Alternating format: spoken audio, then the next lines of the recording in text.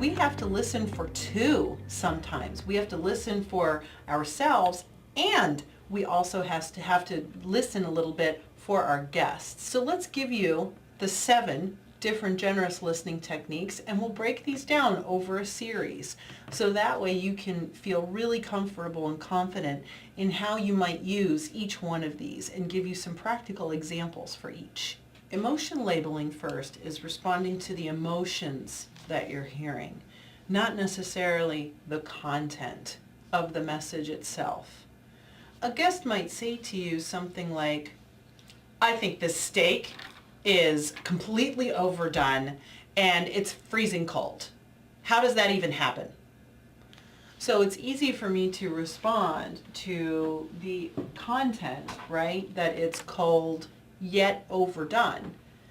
The issue that we have to emotion label is the tone that we're hearing from our guests in what that person is saying. And some of the words that also allude to how that guest is feeling. When the guest says, how could that happen? And it's almost this disgust that we're hearing from a guest. Clearly disappointment, clearly there's some disgust, and there is also probably a little bit of skepticism that's starting to creep up. So emotion labeling allows us the opportunity to respond to that instead of going to fix it right away. It helps us to demonstrate interest as well, and it helps us to open our ears to potential missing emotions. So a missing emotion could be in this situation that a guest is starting to feel like they didn't get what they paid for. And that emotion of feeling cheated is potentially one that could creep up. So a phrase that we could use in emotion labeling here could sound something like, I am so disappointed to see that this steak is clearly not acceptable. Or the fact that you have a steak that is not only overcooked as well as, not only cold but also overcooked tells me that we truly failed.